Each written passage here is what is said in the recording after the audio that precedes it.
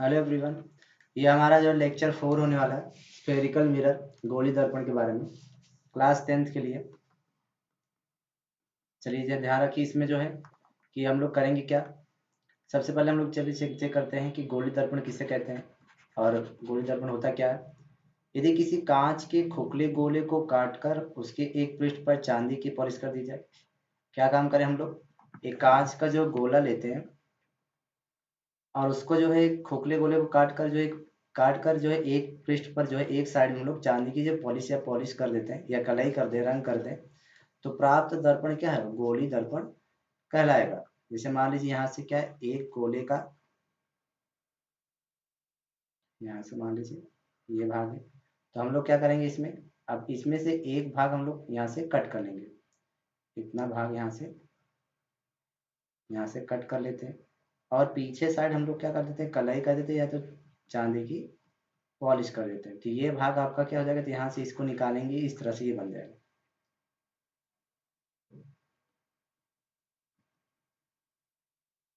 तो आपका ये एक तरह से क्या है, गोली दर्पण क्या हो जाएगा, गोली दर्पण। ध्यान रखिएगा। तो इस भाग में भी हम लोग यहाँ से काट सकते हैं, यहाँ का ये चेक करें तो इतने भाग को हम लोग कट करके निकाल सकते हैं यहाँ से। तो इसमें यहाँ से ध्यान रखिए, दूसरी परिभाषा भी चेक करें। आप परिभाषा जो है लिख सकते हैं एक से ज़्यादा, जो आपको सिंपल लगे। ऐसा दर्पण जिसकी परावर्तक सतह गोली होती है, गोली दर्पण कहलाता है। परावर्तक सतह जो इसका होगा, जहाँ से रिफ्लेक्शन होगा आपका, तो उसका क्या होगा, गोल होना चाहिए, गोली होना चाहिए, इसलिए वहाँ पे उसे हम गोली दर्पण कहेंगे। इस चीज़ को थोड़ा ध्यान रखिएगा। चलिए आगे हम लोग चेक करते हैं कि गोली दर्पण कितने प्रकार होते हैं। तो गोली दर्पण आपके दो प्रकार के, एक अवतल दर्पण है और एक उत्तल है। तो पहला हम लोग चेक करेंगे जो है अवतल दर्पण, कॉनकेव मिरर। देखिए केव मतलब क्या होता है, थोड़ा समझ लीजिए। केव केव का मतलब आपका यहाँ से हो जाएगा गुफा। तो आपने जब गुफा देखा होगा, देखिए गुफा कैसा हल्का से इस तरह से झुका रहती है, इस तरह से जहाँ देखिए तो ये केव की तरह है। तो कॉनकेव का मतलब आपका हो जाएगा यहाँ से जो है अवतल दर्पण। थोड़ा इस चीज को ध्यान रखिएगा। तो देखिए परिभाषा क्या दी है इसमें, वह गोली दर्पण जिसका परावर्तक पृष्ठ अंदर की ओर दबा होता है, अर्थात परावर्तक दबे हुए पृष्ठ से होता है, अवतल दर्पण कहलाता है। यदि इसका हम फिगर देखें, चित्र देखें, तो चित्र कैसे बनेगा, यहाँ से देखिए।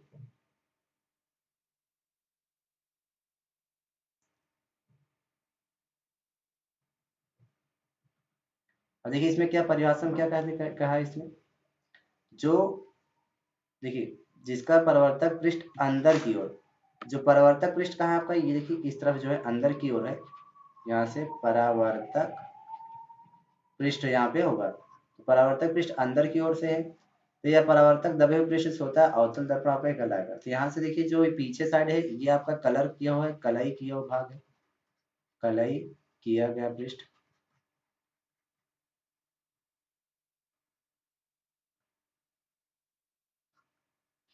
यहाँ से थोड़ा सा एक्सेस कर लीजिए।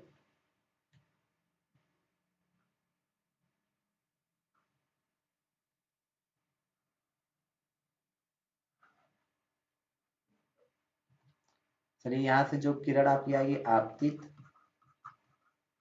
आपतित किरण, यहाँ से आपका हो जाएगा ये परावर्तित किरण। तो इस तरह परिभाषा देखिए, चित्र भी बहुत इंपॉर्टेंट है आपका, तो चित्र ध्यान में रखकर आप जो है बनाइएगा।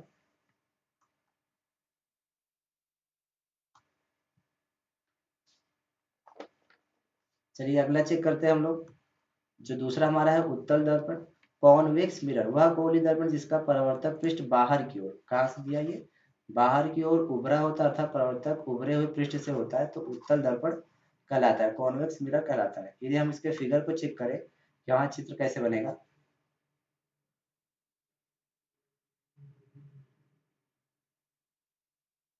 अब इसमें देख लीजिए, ये जो भाग है आपका कलाई किया गया पृष्ठ है,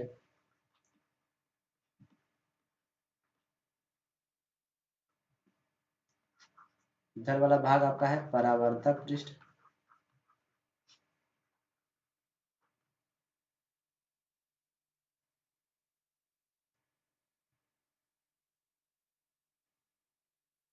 चलिए यहाँ से एक किरण आपका जो आएगा यहाँ से परिवर्तित होकर ये निकल जाएगा। तो ये आपका हो जाएगा यहाँ से आपतित किरण, और यहाँ से हो जाएगा ये परावर्तित किरण।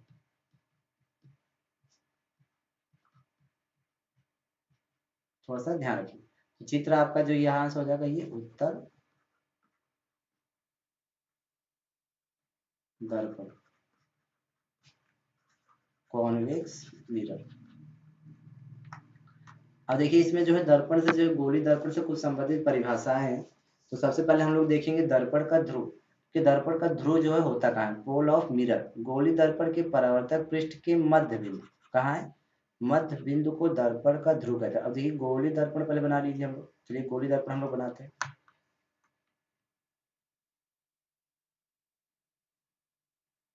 यहाँ से देखिए इसका जो पहले कलई कर लेते हैं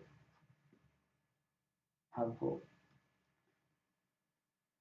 एक इस तरह से ये अवतल आप हो गया, उत्तल का बना लीजिए।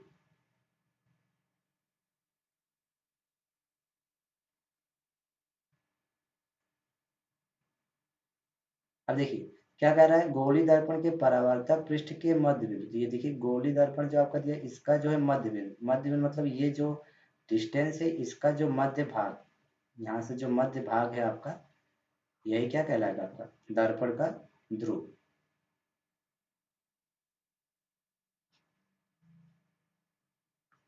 ध्रुव यहाँ पे आपका, जिसे किससे पी से प्रदर्शित करेंगे, किससे प्रदर्शित करेंगे, पी से। तो ये आपका यहाँ से हो जाएगा कॉनकेव अवतल के लिए, और ये हो जाएगा यहाँ पे कॉन्वेक्स उत्तल के लिए। ध्यान रखिएगा। अगला आपका जो है वक्रता केंद्र, centre of curvature. Centre of curvature कैसे चेक करेंगे, चलिए यहाँ देखिए गोली दर्पण का परावर्तक पृष्ठ जिस खोखले गोले का भाग होता है उस गोले का केंद्र गोली दर्पण का वक्रता केंद्र कहलाता है। इसे कैपिटल सी से, किससे, कैपिटल सी से हम लोग प्रदर्शित करेंगे जो है। तो अब यहाँ से जो है चित्र के माध्यम से हम लोग समझते हैं कि कैसे गोली दर्पण का परावर्तक पृष्ठ। यहाँ से सबसे पहले हम लोग चित्र बनाएंगे कि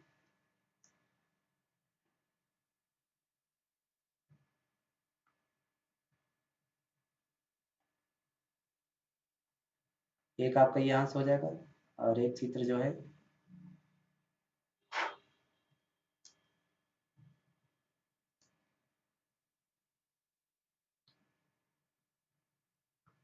एक चित्र आपका यहाँ से हो जाएगा। तो हम लोग इसको क्या करते हैं, जो भाग ले लेते हैं अपना,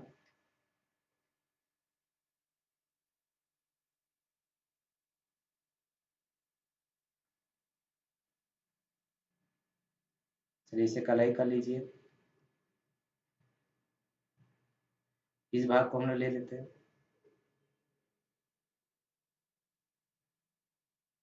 इससे कलाई कर लेते हैं।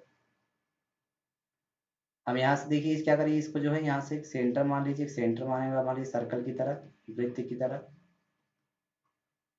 यहाँ पे इसको एक सर्कल मान लेते हैं।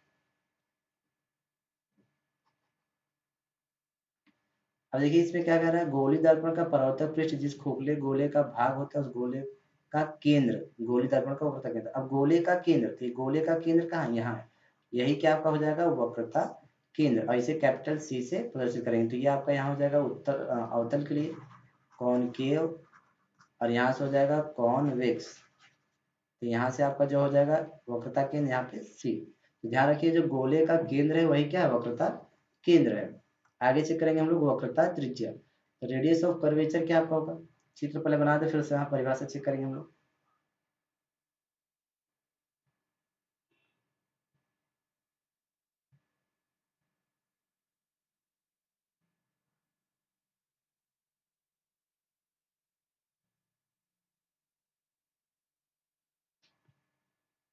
चलिए यहाँ देखिए जो है, अब इसे जो है थोड़ा कलर चेंज करके देखते हैं।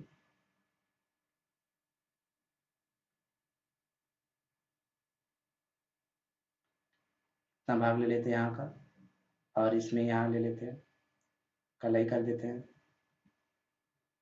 अब ध्यान रखिए,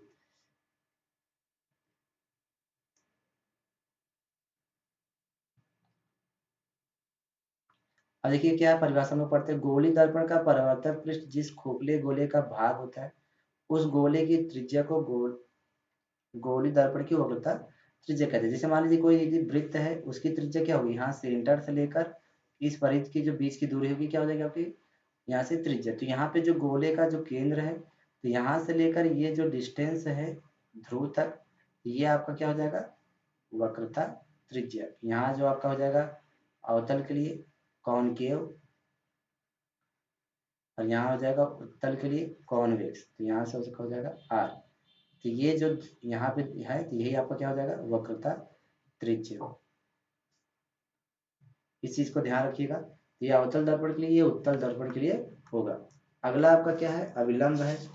तो अविलंब में क्या होगा, गोली दर्पण के किसी बिंदु को वक्रता केंद्र से मिलाने वाली रेखा उस बिंदु पर अविलंब होती है। ये आप परिभाषा याद रखिएगा।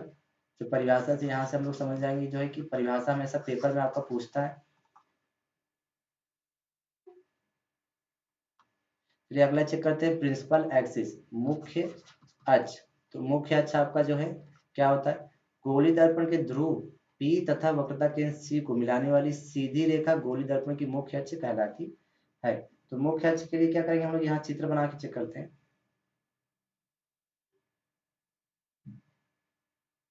कलई कर लेते हैं इसे हम, अवतल हो गया, उत्तल बना लेते हैं। चलिए यहाँ से चेक करते हैं इसे।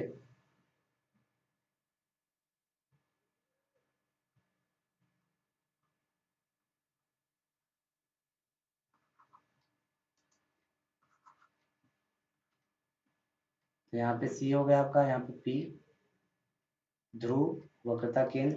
अब परिभाषा देखिए क्या है, गोली दर्पण के ध्रुव, गोली दर्पण का ध्रुव तथा वक्रता केंद्र C, वक्रता केंद्र C को मिलाने वाली सीधी रेखा, मिलाने वाली सीधी रेखा को गोली दर्पण की मुख्य अक्ष कहते थे। मुख्य अक्ष क्या हुआ, ये प्रिंसिपल एक्सिस हुआ, मुख्य अक्ष। यहाँ से मुख्य अक्ष, यहाँ पे ध्यान रखिए, दर्पण का ध्रुव वक्रता केंद्र को मिलाने वाली सीधी रेखा क्या हो जाएगी, यहाँ से मुख्य अक्ष। यहाँ से आपका हो जाएगा उत्तल कॉन्वेक्स, और यहाँ से हो जाएगा अवतल कॉनकेव। अगला चेक करेंगे जो है दर्पण का द्वारक, अपर्चर ऑफ मिरर। गोली दर्पण के परावर्तक पृष्ठ के व्यास को दर्पण का द्वारक कहते हैं। अब व्यास क्या होता है, व्यास हम सबको पता है जो है, यहाँ से जो है वृत्त के जो केंद्र से होकर जो जाती है आपकी रेखा, वहां से आपको क्या हो जाएगा, व्यास। तो हम लोग चित्र बना के यहाँ चेक करें।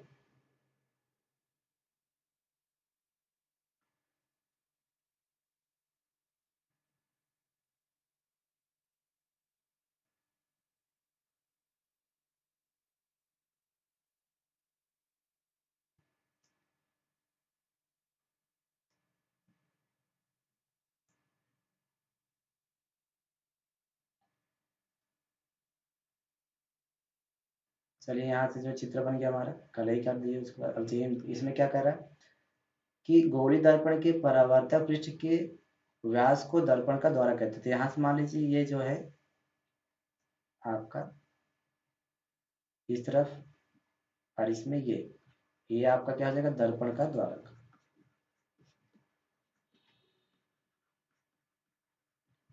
यहाँ से ये आपका हो जाएगा दर्पण का द्वारक। तो यहाँ पे हो जाएगा ये अवतल के लिए कॉनकेव, और यहाँ से हो जाएगा उत्तल के लिए कॉनवेक्स। तो परिभाषा आपको याद रखना है, पेपर में आपको जरूर पूछता है। अगला आपका है मुख्य focus, principal axis, sorry principal focus. तो आपको इसमें करना क्या है कि मुख्य फोकस के लिए जो है, तो गोली दर्पण की मुख्य अक्ष के समांतर आने वाली प्रकाश की किरणें गोली दर्पण से परावर्तन पश्चात मुख्य अक्ष के जिस बिंदु पर मिलती है या मिलती हुई प्रतीत होती है उस बिंदु को दर्पण का मुख्य फोकस अथवा फोकस कहते हैं। ध्यान रखिए चित्र से कैसे समझेंगे हम लोग, चित्र बना के हम लोग यहाँ देखते हैं।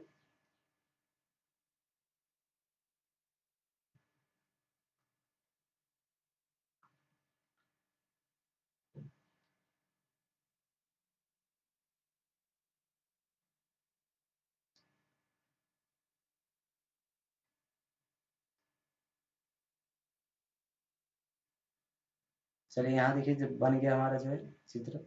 हम लोग क्या करेंगे, हम लोग इसमें देखिए गोली दर्पण की मुख्य अक्ष के समांतर, देखिए ये आपका क्या है, मुख्य अक्ष है, तो मुख्य अक्ष के समांतर, समांतर रेखा को पता क्या होती है, ठीक है, दोनों की रेखाओं के बीच की जो दूरी समान होनी चाहिए। समांतर आने वाली प्रकाश की किरणें गोली दर्पण से परावर्तन के पश्चात, अब देखिए मुख्य अक्ष के समांतर जो है जो किरणें आएगी, आने के बाद यहाँ से जो टकराएगा, टकरा कर जो वापस जब लौटेगी, यहाँ से देखिए मुख्य अक्ष के समांतर और टकरा कर वापस लौटने पर जहां से ये लौटेगी जिस बिंदु से, मान लीजिए एक और पॉइंट ले लीजिए यहाँ से, यहाँ से या नीचे से ले लें हम लोग,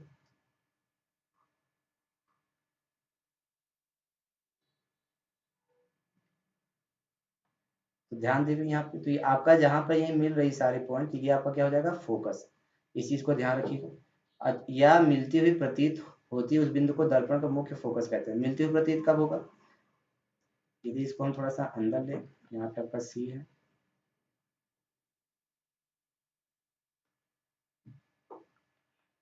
यहाँ से देखिए जाएगी आपको किरण, अब जो उसके बाद जो है यहाँ से लौट जाएगी, तो ये जो है पीछे जो है मिलती हुई प्रतीत होती है।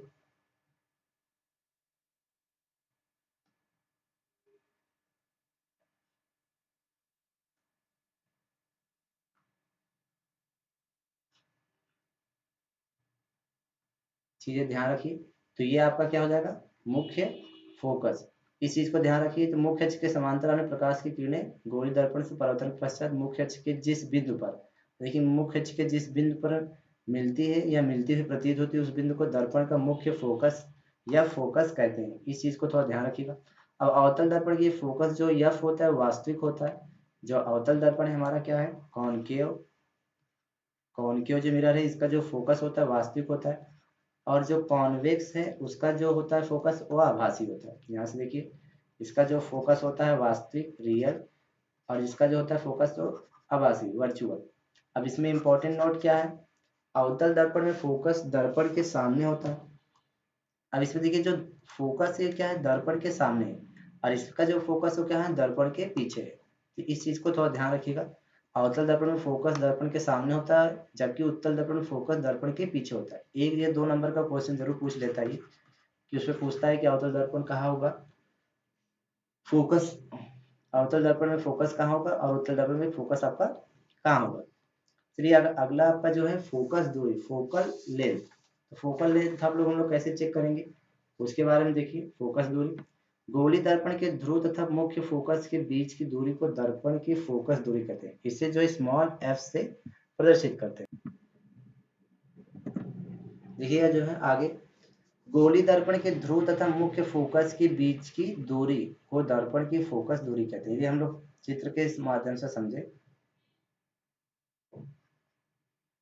इसको थोड़ा कलाई करिए जो है, या अवतल आपका हो गया, उत्तल में बनाइए।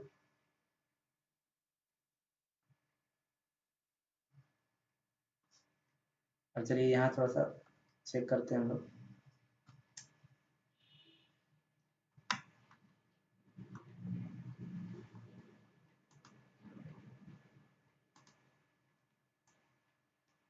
यहाँ से आपका देखिए ध्रुव है और ये आपका फोकस होगा। यहाँ से ये आपका ध्रुव, आपका यहाँ से फोकस। तो गोली दर्पण के ध्रुव तथा मुख्य फोकस के बीच की दूरी, देखिए क्या, गोली दर्पण के ध्रुव और मुख्य फोकस के बीच की दूरी, ये आपका स्मॉल एफ, तो ये आपका क्या हो जाएगा, फोकस दूरी। यहाँ से फिर ध्यान रखिए, मुख्य अक्ष और फोकस के बीच की जो दूरी हो जाएगी वही क्या हो जाएगा आपका, फोकस दूरी।